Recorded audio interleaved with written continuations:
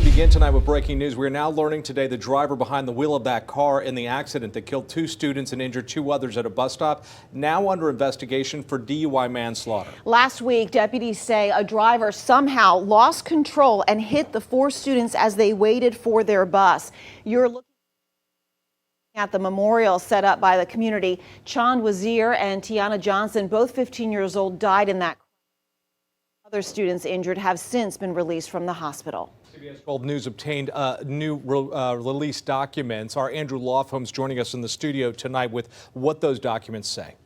Now, it's important to note that this driver has not been charged with the crime at this point, and there's a critical piece of evidence investigators are waiting for: a toxicology report. They drew the driver's blood at the scene to see what, if anything, was in his system. We will not be naming his name unless he is actually charged. Now, in these search warrants that I have here in my hand, we're getting a much clearer picture of how the driver of the car who hit those 4 students was behaving right after the accident. Now, in the minutes after he rolled his car, they say the man was disoriented, lethargic, and his pupils were constricted. He had a hard time keeping his eyes open, they added. Inside the car and in a backpack, they found unmarked pill bottles and dozens of pills, which they couldn't identify, along with others which would not interfere with the person's ability to drive.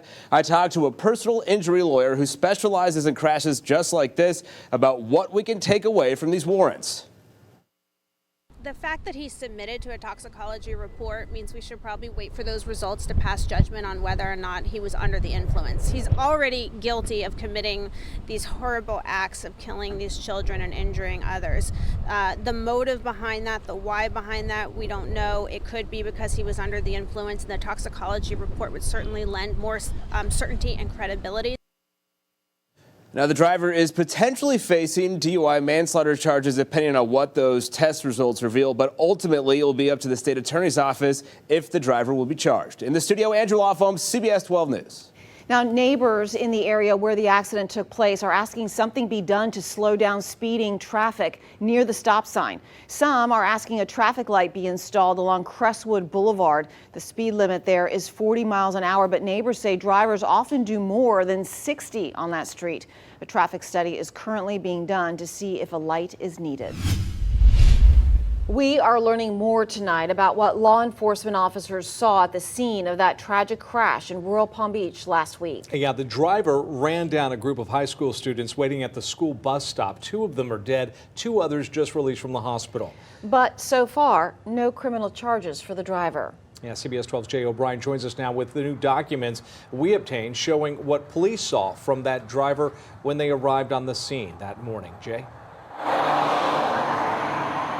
Yeah, Liz, Jim, good evening. This is where that car, an SUV, ended up, just about. You can still see marks in the dirt here. That SUV jumping the curb, hitting those 4 students. And tonight, we've got new documents from the sheriff's office showing what deputies saw when they first arrived here on scene. Tonight, these documents obtained by CBS 12 News detail what deputies saw moments after that SUV lost control, hitting 4 students waiting for the bus. 2 now dead, 2 others sent to the hospital. In this search warrant application, deputies saying the driver appeared lethargic after the crash, having trouble getting up and down, losing his balance. The first deputy on scene saying she thought the man behind the wheel was impaired. But a week since the crash, and no arrest has been made. Right now, investigators reviewing dozens of pills they found in the crumpled car. Many wouldn't interfere with a person's ability to drive, but there were some pills inside that investigators haven't yet identified. Authorities also waiting tonight for the results of a toxicology report after the driver agreed to have his blood drawn at the scene. Those results crucial to this case. Based on what the toxicology shows, could mean that there would be criminal charges in addition to civil charges. But the Palm Beach County Sheriff's Office lab could take a while to finish those tests. Defense attorneys who deal with the lab saying it's not uncommon to wait weeks or even months for toxicology results. The sheriff's lab is constantly backed up. Well, they just have more work than they can get done in what we would call a timely manner. All while a memorial grows at that bus stop and those messages for the 2 students lost so suddenly. I will miss you forever. Love, Mom. A community in mourning and waiting for answers. And back to that toxicology report, prosecutors will likely wait for that to come in to make any further decisions in this case before they make any further decisions here.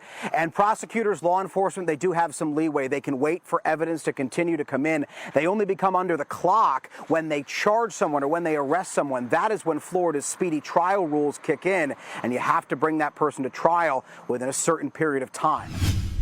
Continuing coverage now on a story we first brought you last night, something the government says is a huge safety concern for people on planes. Yeah, it sounds kind of innocuous. People aiming laser lights at aircraft overhead. It can literally blind a pilot and their crew. Tonight, a retired pilot in Jupiter is telling us just how dangerous these incidents really are. Here's our Lily Ortiz with that story.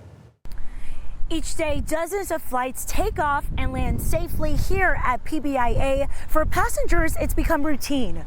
But there is a growing outside threat that has the FAA concerned and pilots sounding the alarm. I see more articles of it happening a lot more and more, and people don't realize that what those lasers can do. Chris Haig is a retired American Airlines captain who now calls Jupiter home. During his career, he says he was temporarily blinded and suffered prolonged pain in his eyes after someone shined a laser into the aircraft's cockpit while landing a 767 in Miami years ago. When you see something out of the corner of your eye, you're going to look and see what it is. I just yelled to the co-pilot, laser. He ducked his head down. He said the cockpit lit up like a Christmas tree. I told him that you have the airplane. He acknowledged taking control of the airplane, and we landed. His experience and crew helped him to safely land the passenger jet, but afterwards he noticed side effects to his vision. I felt like I always had something in the eye, so then I started following through and seeing doctors, ophthalmologists, and then a retina specialist eventually. Unable to fly for weeks, doctors eventually said his vision problems were temporary and his normal vision returned, allowing him to go back to work. The pilot of 28 years worked with local police and FAA investigators to try to catch the person who shined the laser that night, but nothing came of it. A year later, he retired. People think it's harmless. The FAA is seeing dangerous laser strikes reach record numbers, receiving 9,723 reports nationwide last year, a 41% jump over 2020. Laser strikes at Palm Beach International Airport doubled. Of the 37 events there at West Palm, 30 of those last year involved aircraft at or below 3,000 feet. Enforcement is difficult. That's why the FAA often asks the community to report these crimes. People who intentionally point a laser at an aircraft face penalties of $11,000 per incident or $30,800 for multiple incidents. And we want to make sure that the pilots and the passengers are safe, as well as the communities underneath these flights.